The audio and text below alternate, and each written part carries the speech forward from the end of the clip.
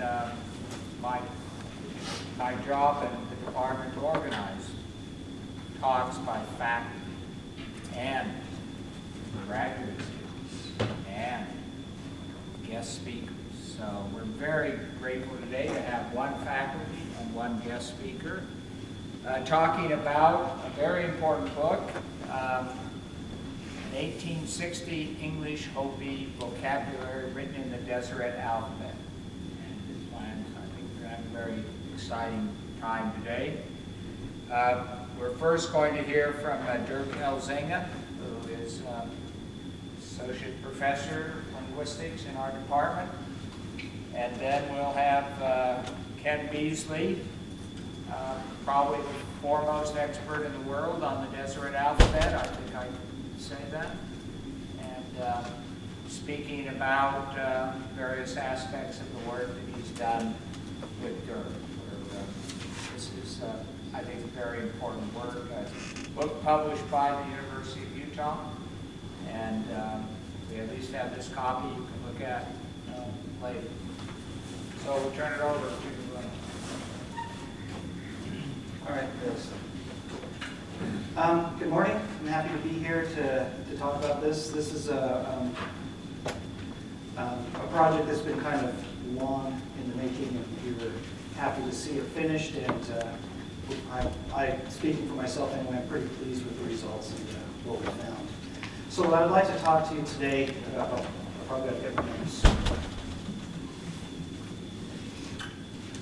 So, in the fall of 1859, and at the direction of Brigham Young, Jacob Hamblin and 6 other men traveled to the Hopi villages in what is now northeastern Arizona. Thales Haskell and Marion Jackson Shelton took up residence in the village of Arriving on the Third Mesa. Their task was to learn the language and develop a writing system so that the Book of Mormon could be translated into Hopi, with an eye to converting and baptizing the Hopis into the church. So to this end, Shelton compiled a short word list of Hopi, 486 items, using the Deseret Alphabet to record the entries. The word list is now held by the church in the library, history library and archives. Ken Beasley, who's long had an interest in the Deseret Alphabet, gained access to the document in 2002. It has no identifying information, so things like title, author, date, or metadata we're so fond of these days. Easily identified the language as Hopi based on the word for bread, which is given in the vocabulary as peak. Modern Hopi word is piki. He contacted me shortly thereafter, since he wasn't as familiar with U.S. Teklin languages, and proposed a collaboration. So the results of this collaboration is, as Dr. Skousen mentioned, a book that was published last year by the University of Utah Press. Copies are available in the lobby after this show. This contains a history of the vocabulary, the 1859-1860 mission, an overview of the Deseret Alphabet, a short description of the Hopi language, and then the word list itself, presented not only in the Deseret Alphabet, but also in IPA transliteration, together with etymologies and equivalents in modern Third Mesa Hopi. So today I want to talk about 3 things in particular. First, I want to talk a little bit about the Deseret Alphabet. Second, a little bit about the Hopi language. But primarily what I want to talk about is what we know about 19th century Hopi based on the things that we found in the vocabulary. I'm not going to have time to talk about the history of Jackson and Shelton and others of the mission. For that, you'll need to get the book. It's a good story. All right, so the Deseret Alphabet was promoted by the church as an alternative to standard English spelling. What this means is that the Deseret Alphabet isn't another language. It's just a novel way to write English. So the principles of the Deseret Alphabet and the layout of the tables can be traced back to Isaac Pitman's experiments with phonetic alphabets. In the late 18th and early 19th centuries, there was growing dissatisfaction with regular English spelling. And orthographic experimenters were trying out alternatives to standard spellings in an effort to kind of rationalize written English. The early leaders of the church were convinced that this was a good idea and this would be a benefit to the saints. and they were on the verge of adopting an orthography based on Pitman's principles. It was based on the traditional Roman alphabet, which had been augmented with additional characters to cover the full range of distinctive sounds in English. So it probably looks something kind of like this. So you can see, you can recognize some regular alphabetic characters in there, and then a whole bunch of kind of weird stuff. So Willard Richards was opposed to this, calling it new wine in old bottles, and I think he was partially correct in this, reasoning that it would be confusing to people to have to learn this new orthography with some regular letters they're familiar with, but also with some unfamiliar letters, and said just chuck the whole thing and start from scratch, which George D. Watt did, and came up with the Deseret Alphabet. This is the form of the Deseret Alphabet that you'll find. If you find a copy of the Book of Mormon in the Deseret Alphabet, this is the table that you'll see in the front to help guide your pronunciations. As you look at these two side by side, you'll notice there are a lot of similarities. This is not accidental. Since these men were really inspired by Pitman's experiments, they pretty much kind of followed his lead in how to divide up the kind of the sound spectrum of English, and the organization of the table of the Deseret Alphabet is pretty much one-to-one the organization that we find in the Pitman. So there are several categories based on things like manner of articulation. So we have long vowels and short vowels, diphthongs, what are called coalescents, or what we now refer to as semivowels or glides, stops, fricatives, liquids, nasals. You see all the regular stuff that you remember from your 201 class. So not all of these groups are labeled in the Deseret Alphabet chart, but you can see that the organization follows pretty much the Pitman example. So here are a few examples of use of the Deseret Alphabet. In the left-hand column is, of course, the Deseret Alphabet. The middle column shows an IPA transliteration. And then the right column, of course, the regular English spelling. So a couple of interesting things to note. First, the syllabic N in cotton for cottonwood. So there's no vowel between the T and the N. The syllabic R in turkey is actually represented with a vowel there. I'm not sure if this reflects a pronunciation or maybe just a discomfort with drawing a syllabic R. I don't know. But this is a pretty good example of how the Deseret Alphabet can work. Okay, so there's also precedent for use in using the Deseret Alphabet. Oh, before I get there. So the Deseret Alphabet was used by some people. It was ignored by most, and after Brigham Young passed away, it was no longer promoted. This is a page from the Journal of Thales Haskell, who was a very fluent user of the Deseret Alphabet. And you can see from this example that he's printing pretty carefully. It's fairly easy to read, and he developed a particular fluency with the alphabet. This is a page from the Hopi Vocabulary. So you can see that Shelton's hand is also fairly secure. The letters are easy to distinguish from each other. He may not have been quite as fluent in his use of the Deseret Alphabet, but it's pretty legible, and so we were able to read it without too much difficulty. There are other examples of the Deseret Alphabet used for recording non-English languages. One that I would really like to follow up on and look at is Shoshone wordlist from 1854 that was put together by Isaac Bullock, and it does contain some Deseret Alphabet entries, not all of them, but some of them. That would be I've seen it a couple of times in a really bad photocopy that the University of Utah Library Special Collections has. So I'd really like to take a look at the original version of that.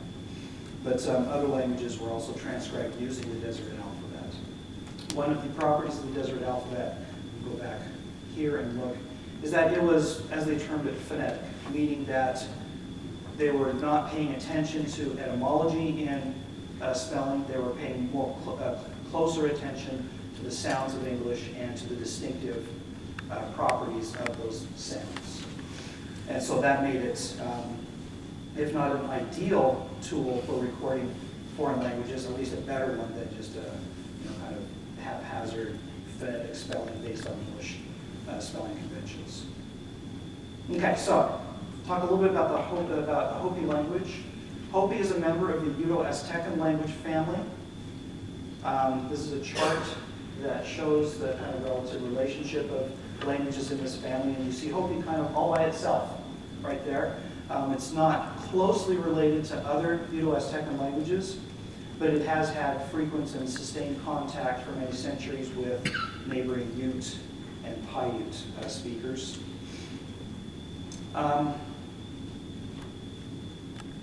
So this is a geographic spread of the Uto-Aztecan languages. You can see Hopi, the little bump underneath the Nunuk languages there.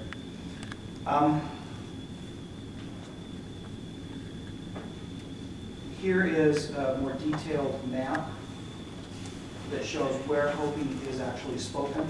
So you can see the inset map is modern Arizona, and then the blow-up is the location of the settlements. There's 7 of them, right?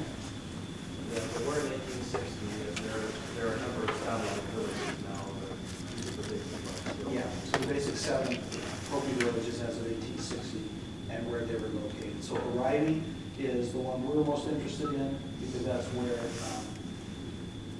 Shelton was at when he recorded his word list.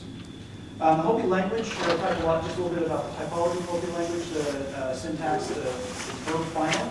So you get sentences like this. This is actually a sentence that appears in the Hopi dictionary. And you can see that the subject and the object both precede the main verb of the sentence. When you have locational adjuncts, they also precede the verb. So it's pretty strictly verb final. Hopi morphology is not the most complicated in the world, but there's a fair amount to look at. This is an example of the Hopi verbal derivation from a class of words called the K class. And you can see there's a bunch of stuff you can do with Hopi morphology. It'd be a lot of fun to look at that. So it's not, typologically it is rather different than English. So here's a chart of the Hopi consonants. There are 21 distinctive consonants in Hopi. And these are them.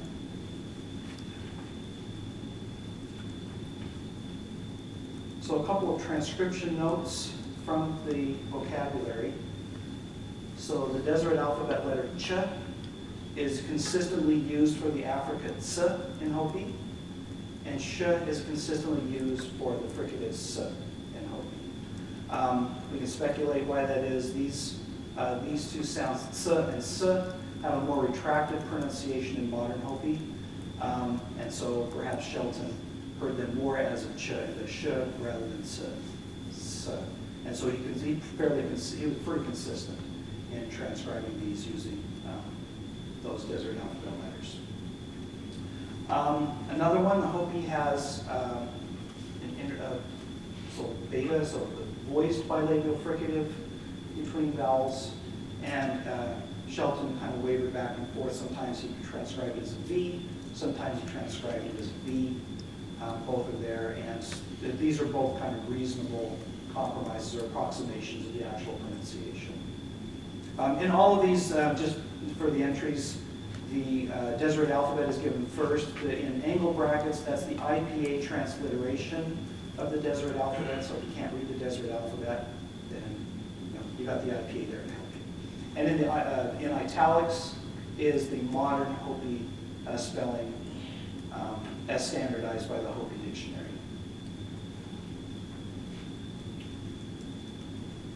Okay, finally, for the dorsal stops, K and Q, Shelton was consistent in just using K. He didn't distinguish between the two. Although these two sounds are distinctive in Hopi, they're not just allophones of a single phoneme, but they are actually distinct phonemes in their own right. But this was a distinction that Shelton either didn't hear or didn't bother to figure out a way to distinguish. So he used the K for both of them. I want to skip this for a minute because this is going to come up later. So I want to talk about the vowels. So this is the short vowel system for Hopi. You can see it looks kind of lopsided. It's kind of funny. Couple of things of note. So it has a low front rounded vowel. That's the OE ligature that you see in the bottom left. That's a very funny kind of vowel sound to have in the language, especially if you don't have front rounded vowels that are higher. So it's pronounced something like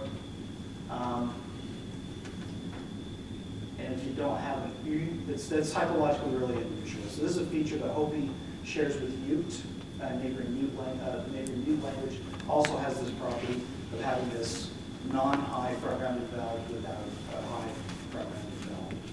Also, Hopi does not have a high back-rounded vowel, so there's no in Hopi. What is written with the letter U in Hopi is actually the vowel and this is represented by the turned hand right there. So if you look at this vowel chart, really there's only one vowel that coincides with the English short vowels, and that's epsilon. So you almost get stuck when you had to figure out how to transcribe vowels of Hopi, because there weren't really any ready-made equivalents for English that you could use to represent the Hopi vowels. So we see him struggling with some of these vowels. So the high back unrounded vowel, the sometimes he uses the like in the word book. Sometimes he uses the small cap I, it. And we see examples of both of those transcriptions here. For the he also had trouble, although most of the time it looks like a reasonable approximation would have been a or eh, and he uses that. But he also used the vowel e, like you see here for the word egg. Let's see. Now, so those are some of the difficulties that Shelton experienced in actually transcribing Hopi vocabulary using the Deseret Alphabet. What I want to spend some time now with is talking about things that we've learned about Hopi based on the vocabulary list that we have now. And one of these I'm calling the problem with R. So standard descriptions of Hopi have two allophones for R. It's kind of odd to call them allophones of R because neither of them is actually R. So we get a voiced retroflex fricative for this phoneme when it occurs, see how I describe it here, before vowels, and a voiceless retroflex fricative when it occurs following vowels, so in a syllable coda. But in Oribe and in Pakawi, we find a third allophone, and that is the tap. So the word for parrot in Oribe would be pronounced with a tap rather than with this retroflex fricative. And the other allophones of R are as given, and they kind of shared with all varieties of Hopi. There's even reports, so there's a fourth allophone also for speakers at Oribe and Pakawi. And that's this bottom one here. So I transcribed it as kind of the English R with a little raising diacritic, means that there might be some friction there. So in that sense, it's going to be kind of close to the retroflex fricative and maybe not exactly the same. I haven't heard it. Ken may be able to explain a little bit more when he has a chance to talk about these. So it looks like, at least in Oribe and Pakawi, that there are 4 allophones of R, where only 2 of them are recognized in other areas of Hopi. So what did Shelton do? Well, Shelton transcribed R as R when it occurred before vowels, and as an S when it occurred before consonants. So, given the speech, the modern pronunciation of R in Oribe, this transcription for a word like beans, it makes perfect sense. For this one, for swim, again, this one makes sense because it kind of follows the regular pattern that we see elsewhere in Hopi. But it's the R thing that really kind of bugged a couple of people who reviewed the book, and we've had unwittingly sent off a linguistic tempest in a teapot by claiming that Shelton may actually have heard a tap rather than one of these other fricative kinds of R's. I'll let Ken talk a little bit more about that if you'd like to, because he's the one that's had the most direct experience with hearing these. But I've heard recordings, and there's definitely a tap from speakers out of writing. So, yeah, that's an interesting thing that we find out, again, from Shelton's vocabulary. He transcribed those pretty unequivocally as R. Now, whether we are to interpret that as direct evidence, or yeah, this is definitely a tap, that we're not exactly sure. There might be other ways to interpret it, but having it as a tap is not an unreasonable interpretation. A couple others to that. So, tone. This is one of the most interesting phonological and phonetic properties of Third Mesa Hopi. Third Mesa Hopi has developed lexical tone. So we get a falling pitch contour on some syllables containing a long vowel, or syllables containing a short vowel followed by a sonant. So liquid or nasal or some kind of glide. So here are some examples. I've highlighted them in red. You can see these are examples of syllables which would contain this falling tone. In the orthography, the falling tone is indicated by the grave accent over the nucleus of the syllable. Tone is important. So I said this developing lexical tone, it can be the only basis for distinctions. So this is not just a pronunciation habit, but this is actually a distinctive feature of the language. And so here you have 5 minimal pairs that deal specifically with tone, where the top of each of these minimal pairs has the falling tone, and that is the only thing that distinguishes it from the second in each pair. Now, in other dialects, there are actually sonorants, voiceless sonorants, or H, following the vowel in these syllables that in Third Mesa Hopi have falling tone. And Shelton transcribed some of those with the H. So here we have a list of words where we have an H following the vowel in what in modern Hopi, or modern Third Mesa Hopi, is a falling tone. So again, we can only speculate what Shelton was actually hearing, but the fact that he transcribed those with H is pretty suggestive that maybe it wasn't a tonal distinction, maybe there was still some H-like thing at the end of that syllable. He wasn't consistent though. He didn't always do it. Shelton was a pretty good phonetician, but he wasn't a great one, and he was kind of hampered, I think, not only by why he was supposed to be there, but also by the Deseret Alphabet itself, which maybe didn't provide as flexible a tool as we might have wanted for the transcription of fine phonetic distinctions. So while this is a really nice thing to look at, we have to remember, yeah, he wasn't entirely consistent about it. One thing that kind of touches on, or that deals with the same tonal distinction, is how the diminutive suffix in Hopi is represented. So in modern Hopi, there are at least these 3 allomorphs of the diminutive suffix. So the first two, the grave before, indicates that the syllable before is going to have that falling tone. So the syllable so the diminutive kind of carries with it this falling tone. So we get the ya following the O vowel, we get a rounded, so we get the ya following other vowels, and then hoya elsewhere. So we see examples like this for modern Hopi. So we get the falling tone for both little boy and little girl. In Second Mesa Hopi, we see these forms. So it looks like the Second Mesa Hopi has just regularized and analogized all versions of the diminutive suffix as hoya. So all of this suggests that there was this prehistoric form, this reconstructed form, which contained an H, then a labial glide, then a palatal glide, and then the vowel A. Okay, so the H we see again in other dialects of Hopi in those places where we have falling tone. So this is what Shelton recorded. And this, for me, this is like really, really exciting stuff. When you're taking like a historical linguistics class, or if you're looking at historical data and you want to find out what earlier stages of a language look like, there are a set of methods that we use, the comparative method, internal reconstruction, that we can kind of triangulate our way back to what earlier stages of a language may have looked like. And so this reconstruction that I have here was proposed by people like Alexis Manister-Raymer and others as being the kind of the reconstructed form of the Hopi diminutive suffix. And they always had to put a star by it because, well, we don't know. We're supposing this is what it was based on the methods. But now we don't have to have the star anymore because Shelton wrote it. He wrote it right there. He has the H there.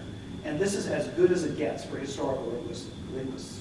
I mean, we have actual attested forms that confirm that the reconstructed form is in fact correct. And this is, for me, a really exciting result. It's a very small world of people who get really excited about this particular thing, and I'm one of them. And this is for me really interesting stuff. Okay. So one thing I haven't talked about is, so why would the H and the tone be related? So here's a possible chain of events for the development of tone. So for words like woman, you have this H in the coda, you have the vowel and the H, and so you get this combination here. This might induce breathy voice kind of in anticipation of the H. That breathy voice itself can be coupled with a tone, a change in the tone register. So once you now have this H double marked, not only is it marked as an H, but it's also marked as breathy voice. In fact, it's triple marked. And its third marking is this falling tone. So you can get rid of some of that. It's already marked, it's redundant. So getting rid of the H, you still preserve the distinctions you started with, and what you end up with is actually falling tone. So I don't know that this is true, but this seems to be, like I say, a plausible chain of events for the development of tone. All right, so a couple of conclusions from my part. So this shows us a couple things. First, like I said, the diminutive suffix really was this reconstructed form. We don't have to guess anymore. We know it because Shelton wrote it down. Second, the methods are sound. So all the stuff you're learning in historical linguistics, if you're taking that class, I mean, it really works. Okay, so this is something that kind of gives us a little confidence. Okay, we can keep working. We keep doing what we expect, or what we do, and expecting the results to actually be meaningful in some way. Finally, for me, the most interesting part about this whole enterprise has been the realization that this isn't the only word list that's out there. So this is an early one, and it's an important one. And it's a pretty big one, and we got some interesting things out of it. But it's not the only one around. So who knows what we can find in library archives, in people's attics, in department workrooms, all kinds of stuff where we could go and look for old word lists from linguists who have been there before, or even non-linguists who just have an amateur's interest in the language. There's going to be a lot of linguistic treasures out there. And people might ask, well, what can we do with this old box of stuff, all these old tapes that nobody ever listens to? What can we find out? Well, we can find out stuff like this. We learn what happens to a language as speakers leave their marks on it, generation after generation. And they're just there waiting for us to find them. So that, for me, is kind of one of the biggest takeaways from this project. Okay, with that, I'm going to turn the rest of the time over to Ken, because he has some, I hope he has some follow-up stuff on other word lists you've been looking at. You ready? Yeah. Okay. Thank you.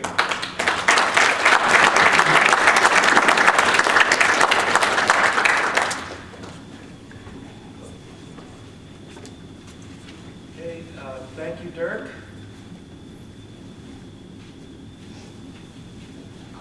Oh, here, you want the microphone? Can you hear me? Yes. Okay, I'll try to speak clearly and a little loudly. All right.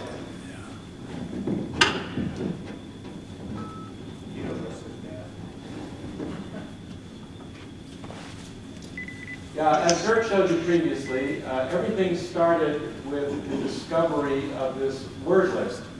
It had been known to the archivists in the Church History Library for decades, but no one really knew what to do with it, and it wasn't even cataloged. So I came along, it was the December of 2002, 14 years ago. I was living in France at the time, and I was in the library calling up various Deseret Alphabet materials, which I'd been interested in for years, and someone asked me, have you seen the Indian vocabulary? And I had not, I'd never even heard of it. But someone came out, this is just a short selection from it, there are about 12 pages that look like this, all in the Deseret Alphabet, very carefully written, but no provenance. No one had a date for it, there's no author, just nothing really. But people could read the words in the left-hand column. This is brother, this is bread, this is beans, this is boy. And yet the words on the right were all gibberish. So someone concluded, quite correctly, that this was an American Indian language and called it the Indian vocabulary. With great luck that same year, I had been to the Hopi reservation for the first time in August of 2002, and I learned a few words, like the word for bread, which was piki, and here it was, it's peak. Didn't get it quite right, but there's the word. And there was another word for dancer, which was kachina, and suddenly I knew what I was looking at. I originally thought that it was a word list that was collected by Thales Haskell, who kept a journal of a mission to the Hopis in 1859, which has survived. It's in the library here. And it turned out to be his companion, Marion Shelton, who was personally called by Brigham Young to go down to the Hopis, record the language in preparation for translating the Book of Mormon and converting the Hopis. So this document eventually led to the book. It was years before I got back to the States and we could really get into it again. But when we submitted the book to the publisher at the University of Utah, they sent it out to a couple of referees to see if we really had anything at all. And one of them that it went to was Dr. Peter Whiteley. He is a known, well-known ethnographer of the Hopi, has written extensively about them. And he's now I think the curator of anthropology at the Museum of Natural History in New York. And he wrote back and said, this is a very interesting list. You know, we had almost 500 Oroqui dialect words from this list. But what other lists were around at the time? And in particular, he knew about this one by Lieutenant James Simpson, U.S. Army, who rather earlier, 10 years earlier, had transcribed 39 Moki words. Moki is a difficult term because people used it to refer to the Hopis. They referred to all of the Anasazi ruins as Moki ruins and to a particular village. And we'll come to that in a minute. So I knew of some and looked harder and found a few others. So after this 1859-60 mission, where the 500 words were collected in the Deseret Alphabet, I found another reference by Mosiah Lyman. He said, we visited the Hopis, we sat down, and we wrote down a number of their words in what was then called the Deseret Alphabet. So he was writing later in life, and thinking back to the period when the Deseret Alphabet was current. This appears to have been lost.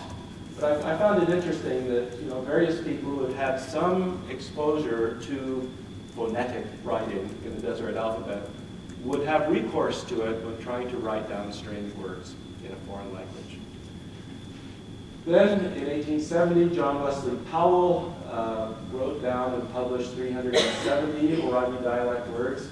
And in 1873, in the journals of John D. Lee, who had a house near what's now Tuba City, or the Munhapi villages, he wrote down 67 Hopi words in what's probably the Oroqui dialect, but no one has really looked at these word lists yet. There's stuff out there that has still not been studied. Okay, so the one I'll come back to a little later is an 1873 word list recorded by Henry Holmes. He was one of the members of the first Mormon expedition to settle the Little Colorado.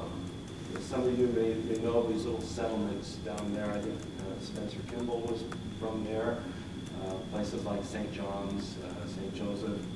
In 1873, there was a big push. Brigham Young called all these people on a mission to settle the Little Colorado. They sold their farms, they packed up their wagons, took all the tools they needed, went down to what's now Tuba City, and then headed south from there, ran out of water, ran out of hope, and eventually turned around. So much to Brigham Young's dismay. But he lists what he calls Oriba and Moki words in Pitman shorthand. Another interesting and difficult to crack case. At that same mission, someone named Andrew Amundsen wrote down a number of Hopi words, but they're mostly illegible, at least in the copies I've been able to find. So there's still work to do here on early 19th century word lists. In the 20th century, it really kind of started in 1893 when a Mennonite missionary by the name of H.R. Vogt, who was actually German, Volgadeutsch, he was the first missionary of the Mennonites to arrive in Oribe, and he and his successors were trained linguists to some extent. And they compiled big lists of words and proper names and even published some of them. And then during the 20th century, there were a number of linguists, some of them Mennonite, and others just friends and hobbyists, who informally collected a number of word lists, all using their own spellings and own conventions. And some of this work was brought together and harmonized and published as the Hopi Dictionary in 1985. And I have a copy of that here, if anyone is interested in taking a look at it. This, at the time, in '85, was the epitome of Hopi lexicography. Another couple of academics